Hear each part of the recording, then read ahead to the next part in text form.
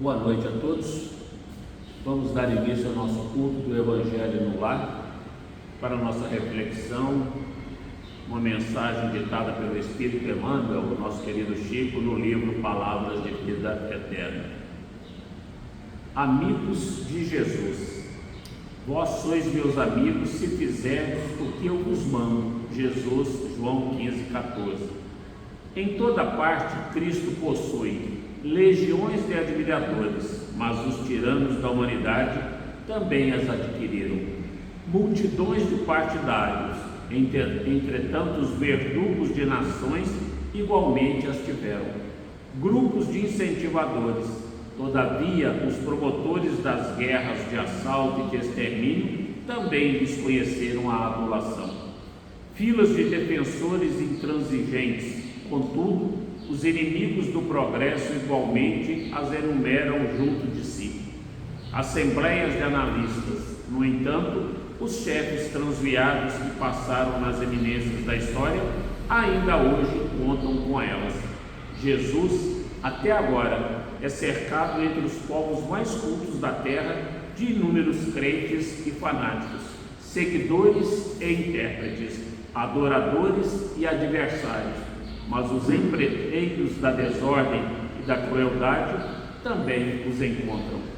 Fácil reconhecer que os comandos da perturbação e da delinquência não conhecem amigos, de vez que o tempo se incumbe de situá-los no ponto certo que lhes cabe na vida, extinguindo a hipnose de ilusão com que se julguem aos companheiros. Cristo, porém, dispõe de amigos reais, que se multiplicam em todas as regiões do planeta terrestre à medida que os séculos se lhe sobrepõem à crucificação. E esses amigos que existem no seio de todas as filosofias e crenças não se distinguem tão só por legendas exteriores, mas acima de tudo porque se associam a ele em espírito e verdade, entendendo-lhe as lições e praticando-lhe os ensinos. Então vamos elevar os nossos pensamentos a Deus, nosso Pai, agradecidos por mais essa oportunidade, agradecidos a Jesus, nosso guia e modelo, pela proteção, pelo amparo, agradecidos à espiritualidade maior por nos intuir, nos assistir, velar por nós, por nossos lares. Gratidão, Pai, pela semana que se passou, pelo alimento, pela água, pelo teto e pelo agasalho. Gratidão pelos nossos entes queridos, encarnados e desencarnados. Gratidão pelos amigos e até por aqueles que se julgam nossos inimigos. Que a mesma luz que rogamos para nós outros recai igualmente sobre cada irmão sobre a face da terra. Te agradecemos, Pai, pela oportunidade bendita de estarmos aqui para aprender na noite de hoje sobre os vossos ensinamentos. E te agradecemos pela permissão concedida a esses irmãos da pátria espiritual para que aqui também se façam presentes para aprender conosco. E como pedintes que somos, te pedimos nesse instante, permita que nossa Mãe Maria, juntamente com seus legionários do bem, vá de encontro a todos os nossos irmãos suicidas, levando até eles as nossas vibrações de amor, de carinho, de ternura, que eles possam se sentir reenergizados, que eles possam sentir essa luz pairar sobre eles nesse instante, fortalecendo-os nos seus embates. E assim, imensamente agradecidos por essa oportunidade, com a oração que nos ensinastes, iniciamos o culto do Evangelho da noite de hoje. Pai nosso que estais no céu, santificado seja o vosso nome, venha a nós o vosso reino, seja feita a vossa vontade, assim na terra como ela é feita no céu. O pão nosso de cada dia nos dai hoje. Perdoai as nossas ofensas na medida em que perdoarmos os nossos ofensores. E não nos deixeis entregue às tentações, mas livra-nos, Senhor, de todos os males, hoje, agora e sempre.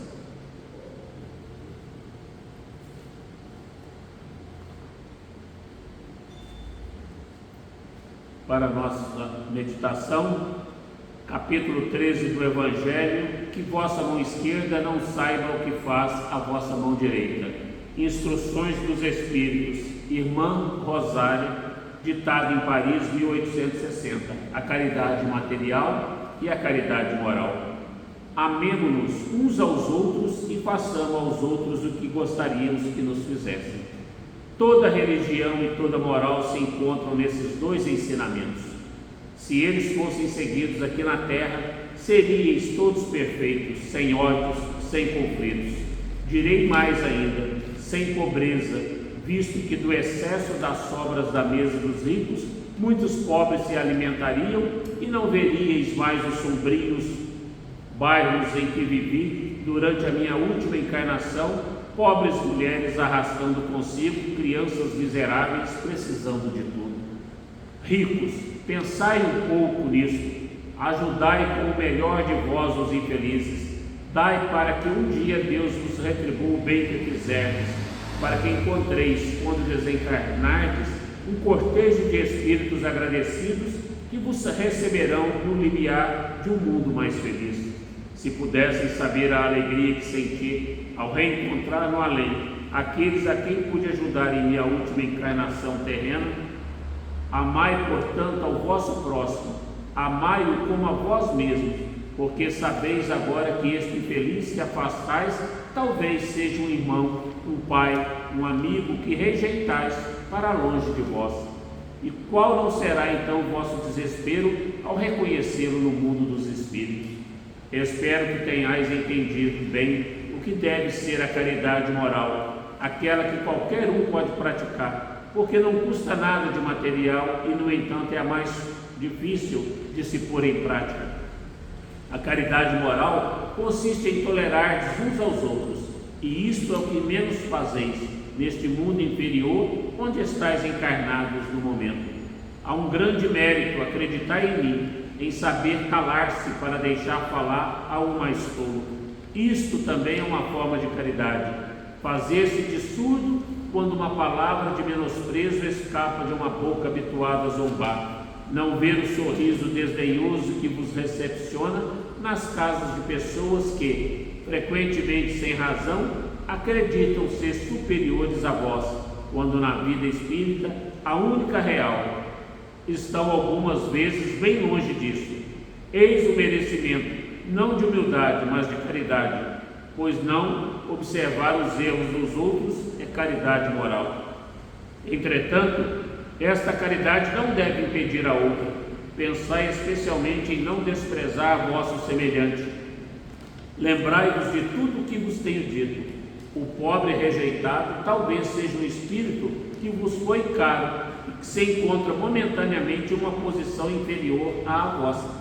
Reencontrei na vida espiritual um dos pobres de vossa terra, a quem pude por felicidade ajudar algumas vezes e a quem me cabe agora implorar por minha vez.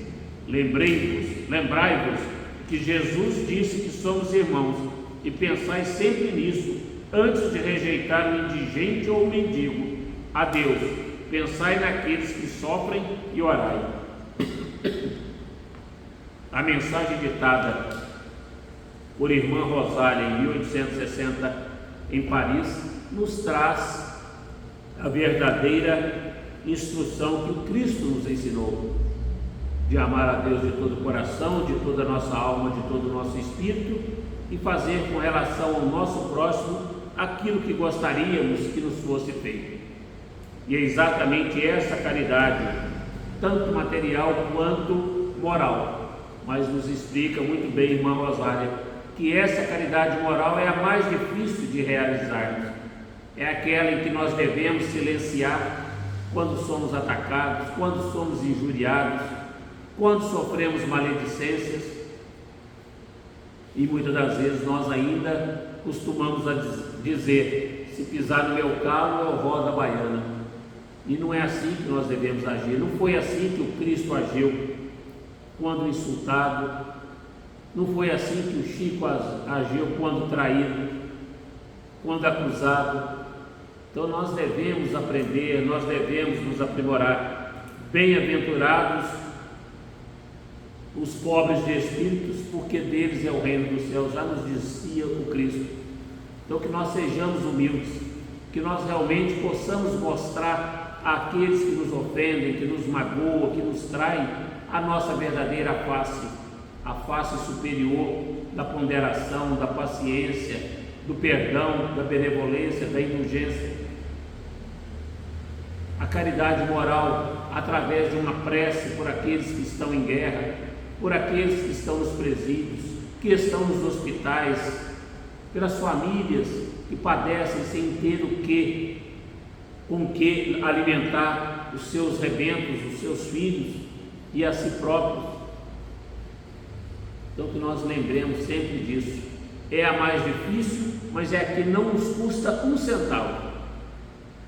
A caridade material é a mais fácil de ser realizada, porque nós podemos realizá-la através de uma cesta básica, nós podemos realizá-la através de uma MTEX, de um prato de comida, de um copo com água, de um cobertor, de um remédio. Mas a caridade moral, do amparo, do consolo, do acolhimento, da orientação, do perdão, da benevolência, da indulgência, esta ainda nos é muito difícil pelo nosso egoísmo, pelo nosso orgulho, como nos conclama nesse mesmo capítulo Santo Agostinho, que é a chaga da humanidade, o egoísmo. Egoísmo e orgulho, negação da humildade e da caridade. A própria irmã Rosália nos fala nessa mensagem. O dia que nós deixarmos de sermos egoístas, o dia que nós deixarmos de sermos orgulhosos, daquilo que sobra nas nossas mesas, alimentaríamos aqueles mais carentes e não haveria tanta miséria no mundo.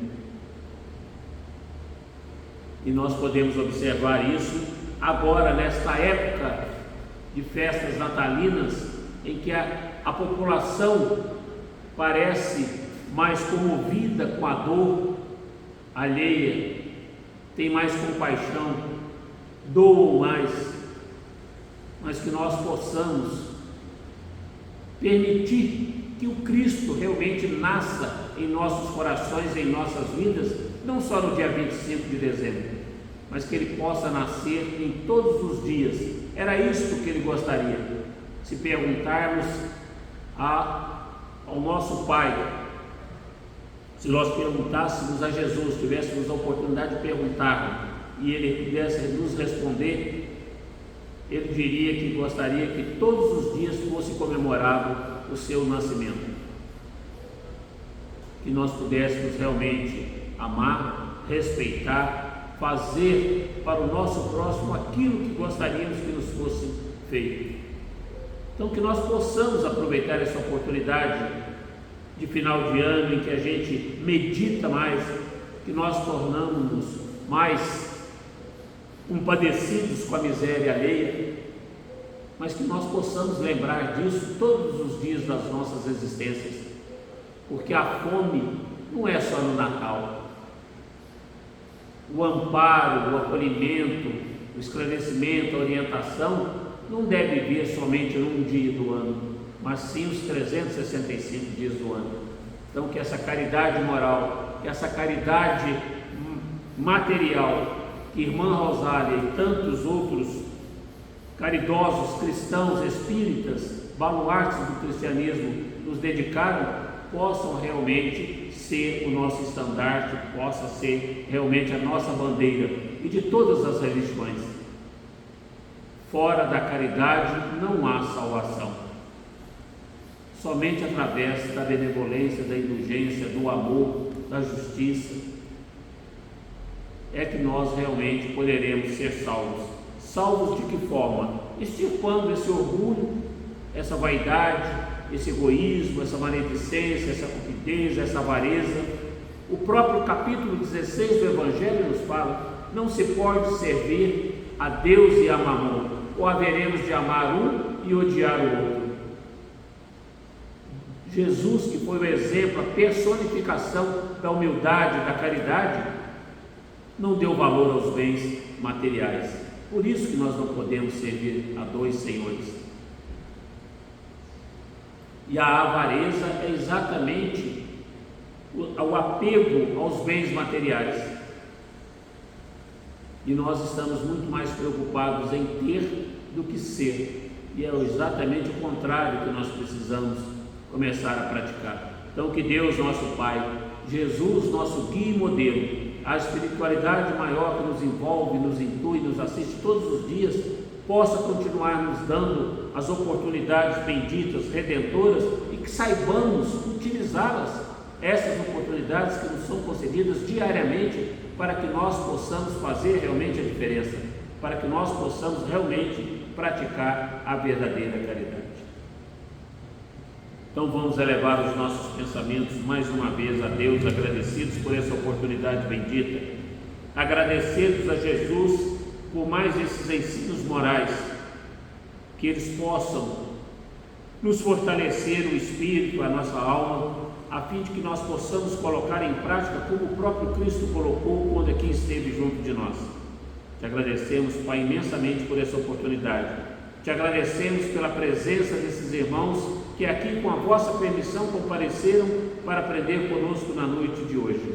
E te rogamos, permita que sejamos abençoados, agraciados com muita paz, muita saúde, muita harmonia e sabedoria no decorrer dessa semana que se inicia com a prática deste Evangelho no lar.